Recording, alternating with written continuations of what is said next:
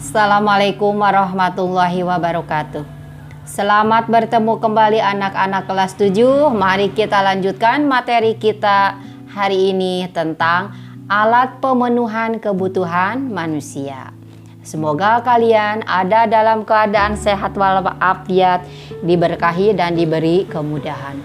Pada pelajaran yang telah lalu kita sudah membahas tentang macam-macam kebutuhan manusia. Nah, pada saat ini kita akan membahas tentang alat pemenuhan kebutuhannya. Sebelum kita lanjut pada materi inti, seperti biasa, kalian harus dapat dan harus tahu tujuan pembelajaran kita, agar kita fokus pada materi pembelajaran.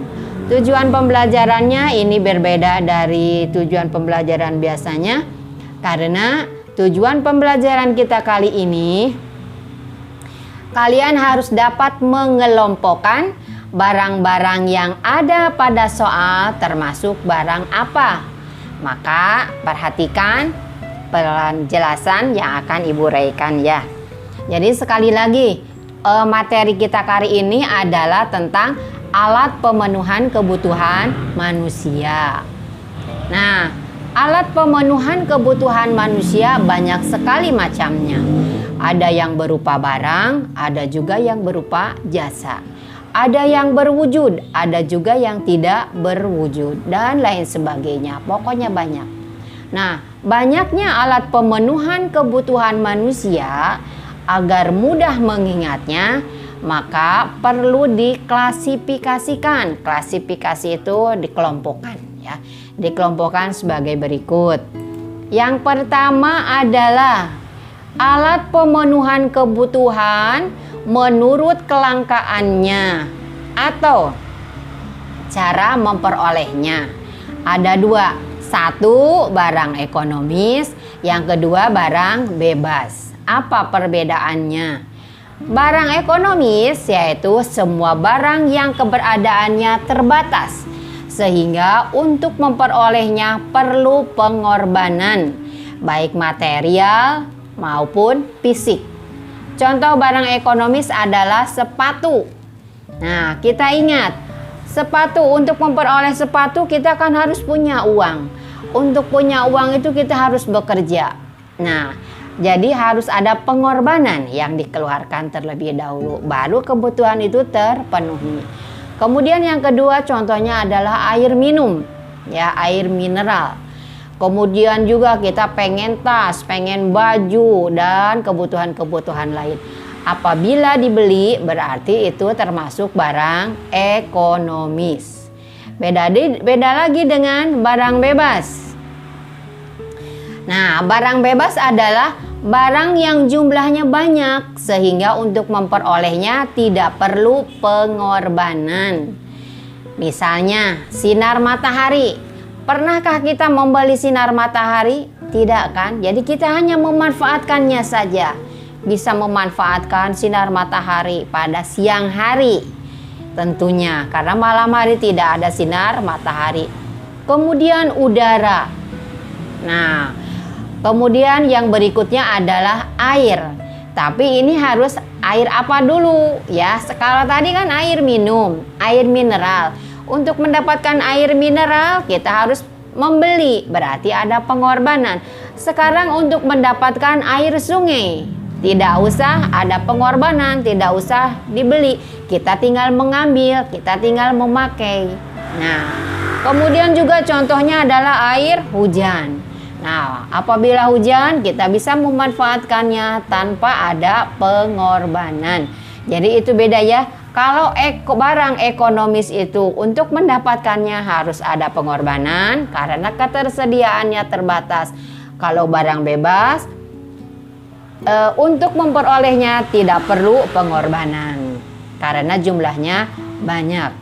Kemudian yang berikutnya atau yang kedua adalah alat pemenuhan kebutuhan manusia menurut hubungannya dengan barang lain.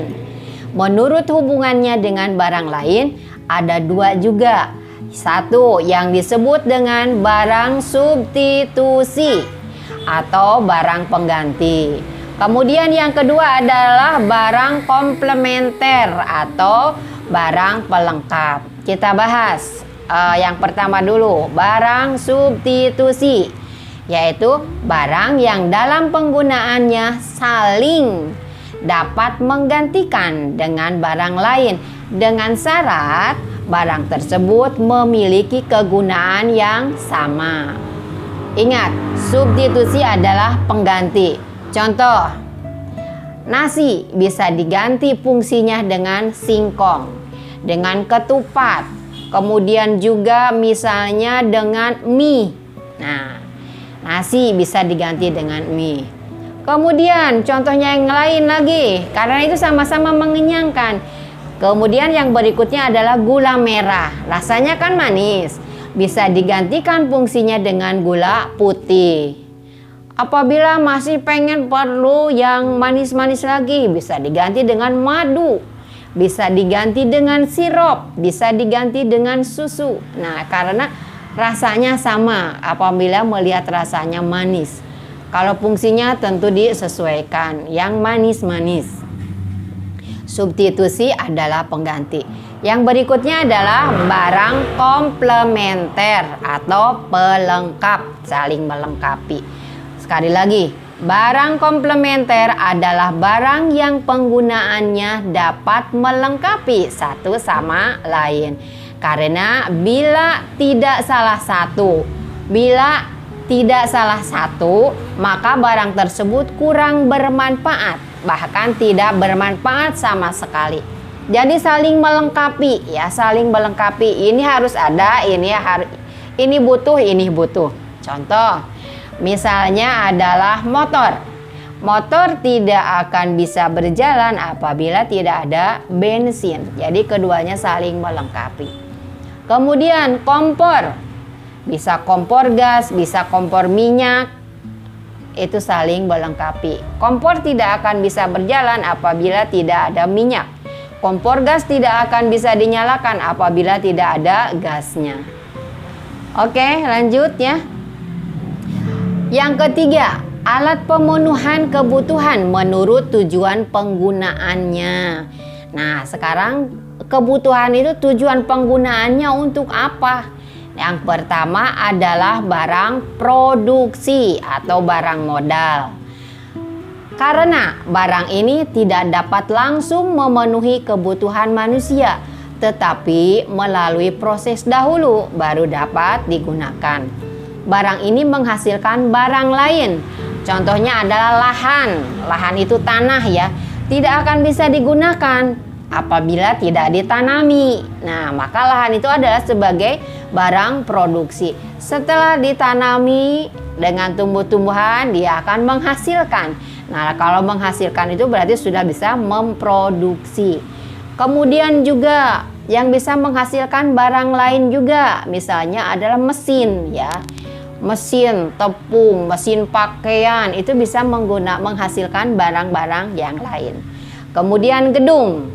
Jelas ya, dengan adanya gedung, orang bisa bekerja, membuat pabrik. Pabrik itu juga termasuk gedung.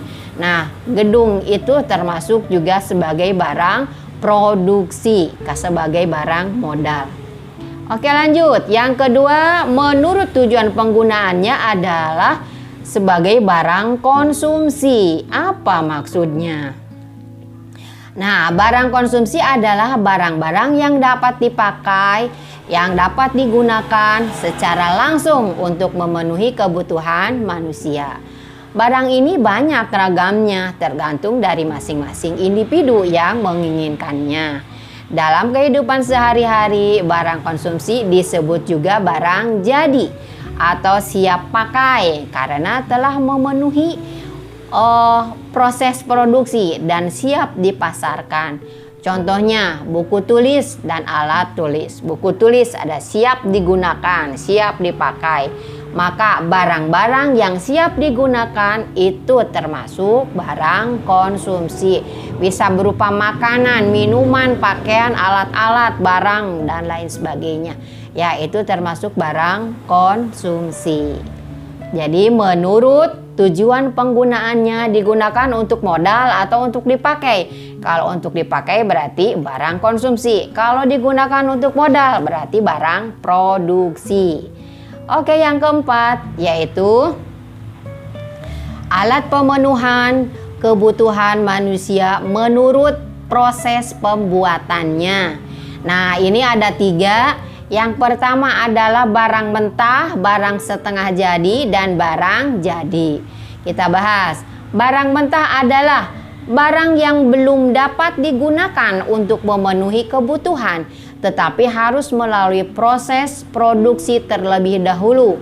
Contohnya, padi belum bisa digunakan untuk memenuhi kebutuhan karena masih berupa barang mentah dan harus melalui proses dahulu. Begitu juga dengan kayu, belum bisa digunakan bila belum dibentuk terlebih dahulu. Apakah itu menjadi perabot, lemari, kemudian bahan bangunan, dan lain sebagainya. Kemudian barang jadi. Barang setengah jadi adalah barang atau alat pemuas kebutuhan yang masih dalam proses produksi. Contohnya benang.